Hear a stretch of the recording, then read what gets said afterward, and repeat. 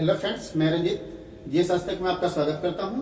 दोस्तों, time table कैसे बनाएं, एक बेहतरीन टाइम टेबल कैसे हो, आज मैं इसी विषय पर आप लोगों से चर्चा करूंगा। क्योंकि किसी भी सक्सेसफुल व्यक्ति के पीछे टाइम टेबल का बहुत बड़ा योगदान होता है। टाइम टेबल बनाते समय कुछ बात को आपको फॉलो करना होगा, कुछ बात को आपको हटाना होगा, तभी जाके आप टाइम टेबल, एक सही टाइम टेबल बना सकते हैं। किसी भी सक्सेसफुल व्यक्ति, चाहे वो पॉलिटिशियन हो या फिर बड़े बड़े एक्टर्स हो या फिर कोई भी आईएएस आईपीएस अधिकारी हो, तो सभी के जीवन में टाइम टेबल का काफी महत्वपूर्ण होता है। वो टाइम टेबल को फॉलो करके ही अपने जीवन में सक्सेस पाते हैं। तो आज मैं ऐसे 7 टिप्स की बात करूंगा जो अगर इस 7 टिप्स को आप अपनाते हैं तो डेफिनेटली आपका टाइम टेबल कभी फेल नहीं होगा और आप टाइम टेबल को अच्छे ढंग से फॉलो भी कर पाएंगे और सक्सेस भी हो पाएंगे। तो चलिए इन 7 टिप्स को जानते हैं कि कौन कौन से ये 7 टिप्स है जो आपको। पहला है क्लेरिफाई द गोल। आपको सबसे पहले टाइम टेबल बनाने से पहले गोल को क्लेरिफाई करना होगा। जैसे आप सपोज कीजिए कि आपके पास 6 माह का समय है, ठीक है, 6 माह का समय है और आपको आईएएस या बीपीएससी एग्जाम देना है। तो अब आपका गोल ये सेट हो गया कि हमें 6 महीने में ही आपको ये आईएएस या बीपीएससी की तैयारी करना है और क्वालिफाई भी करना है। तो 6 महीने को आप 2 भाग में बांट सकते हैं, 4+2, और आप इस 4+2 को बांट दें और 4+2 में बांटने के बाद मतलब आपका ये गोल सेट हो गया कि 4 महीने में हमको एक बार बढ़िया से तैयारी करना है और इस 2 महीने में आपको बढ़िया से रिवीजन करना है ताकि आपका सब कुछ क्लियर हो जाए। तो सबसे पहले आपका अगर गोल सेट होगा तभी जाके आप अपना टाइम टेबल सही तरीके से बना पाएंगे। अगर गोल सेट नहीं होगा तो आप टाइम टेबल तो बहुत बढ़िया बना लीजिएगा, बहुत 4-4 घंटे, 10-10 घंटे, 15-15 घंटे का टाइम टेबल बना लीजिएगा, लेकिन क्या होगा, वो फॉलो नहीं हो पाएगा और वो फेल हो जाएगा। फेल हो जाने के कारण क्या होगा कि आप टेबल से आपका मोह भंग हो जाएगा।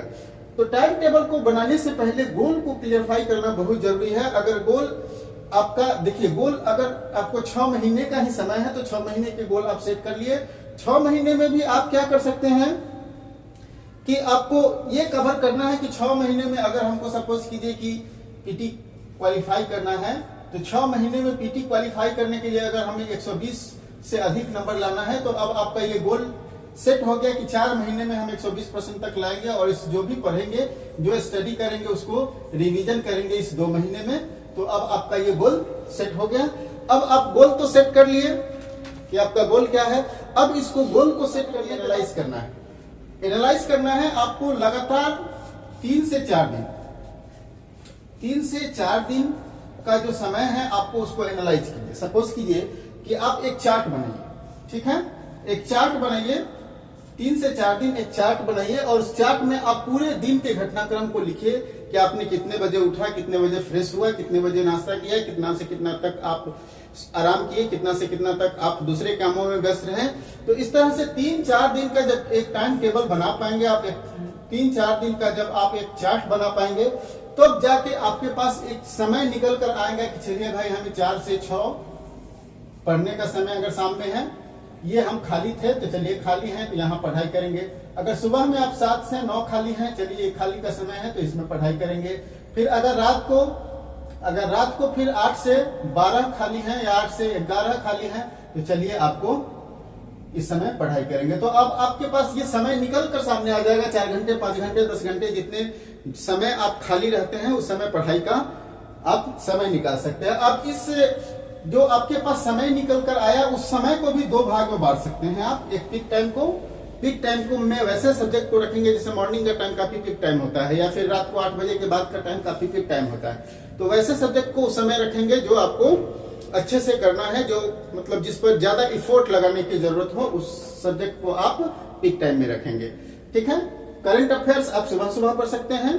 तो इस तरह से क्या होगा कि जब 3-4 दिन का आप एक चार्ट बनाएंगे तो आपके पास सारा समय निकल कर सामने आ जाएगा कि आपको किस तरह से क्या करना है। अब है कि एनालाइज आपने टाइम का, आपको आगे क्या करना है, डोंट स्ट्रेस ओवर स्ट्रेस। आपको ओवर स्ट्रेस नहीं लेना है। अब देखिए, अब आपको खाली समय जो है वो अगर आप इतना मान लिया जाए कि आपके पास 6 घंटे का खाली समय है और आप प्रयास करते हैं कि नहीं यार चलो 6 घंटे का तो अभी समय निकल रहा है लेकिन बाद में हम इसे 10 घंटे कर सकते हैं, और आप क्या करते हैं कि 10 घंटे का एक रूटीन बना लेते हैं।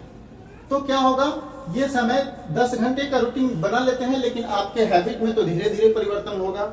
तो आप इस 10 घंटे को फॉलो नहीं कर पाते हैं और यही कारण है कि आपका टाइम टेबल फेल हो जाता है।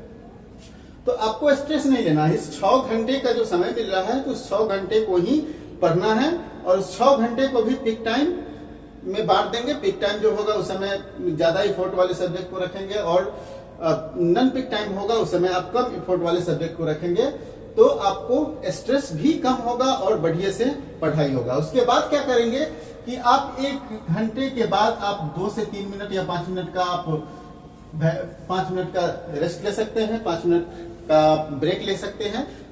तो इस तरह से क्या होगा कि आपको स्ट्रेस भी नहीं होगी और पढ़ाई भी होती चली जाएगी। जब धीरे धीरे आपको 6 घंटे पढ़ने की आदत पड़ जाएगी और तब आपको लगेगा कि नहीं और समय निकल सकता है, तो आप क्या करेंगे कि आप अपने जो टाइम टेबल बनाया है, जो टाइम टेबल बनाया चलते हैं, अब टाइम टेबल बनाया है उसको आप 2 भाग में बनाएंगे।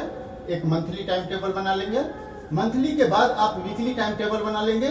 तो वीकली क्या होगा कि एक वीक में आप 6 घंटे का समय बनाए, चलिए 6 घंटे आपने दे रहा है और अब धीरे धीरे आप इसको क्या करेंगे कि आप आपको मंथली टारगेट सेट करना है। क्योंकि आपके पास 6 महीने का है तो 4 और 2 महीने में आपने टारगेट सेट किया है, तो 4 महीने का जो आपका टारगेट है, 4 माह का जो टारगेट है उसको वीक में कन्वर्ट कर लीजिए। वीक में चूंकि आपके पास 6 घंटे का समय है या 8 घंटे का समय है या 10 घंटे का समय है, जो भी समय है आप उसको वीक में कन्वर्ट कर लीजिए। और वीक में कन्वर्ट करने के बाद क्या कीजिए कि आपको सब्जेक्ट वाइज भी बना लीजिए कि हमें इस सब्जेक्ट को इस वीक में वीकली जो बनाना है वो सब्जेक्ट वाइज बनाना है कि हमें इस वीक में इस सब्जेक्ट से इन टॉपिक को पढ़ना है।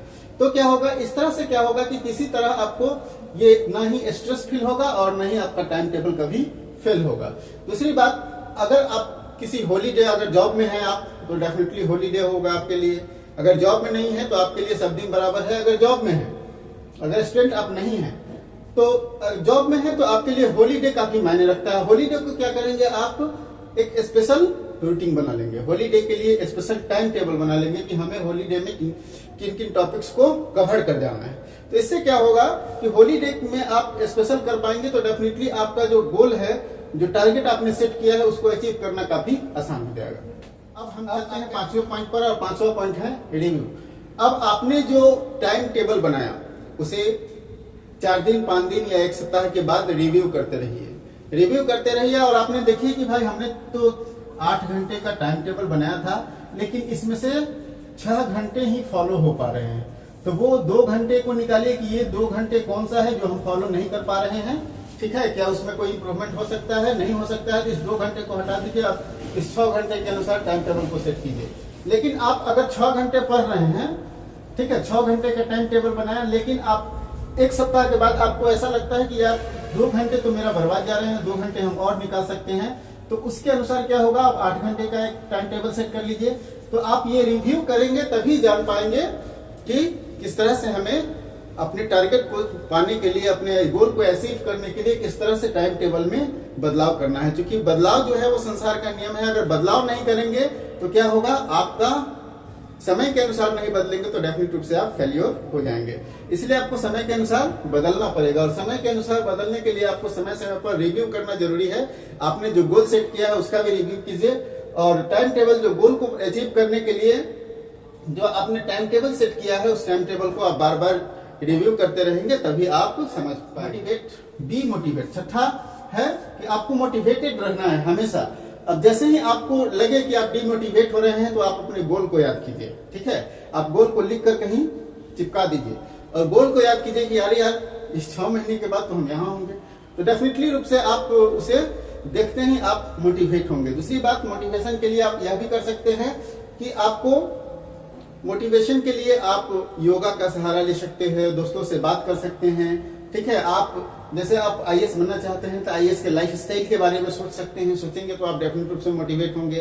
तो इन सभी बातों को अगर आप ध्यान में रखेंगे तो डेफिनेट रूप से मोटिवेट रहेंगे। टाइम टेबल को फेल्योर में सबसे बड़ा कारण होता है डिस्ट्रैक्शन। ठीक है, 7वां पॉइंट है मेरा, डिस्ट्रैक्शन टाइम टेबल को फेल्योर करने में सबसे बड़ा कारण होता है।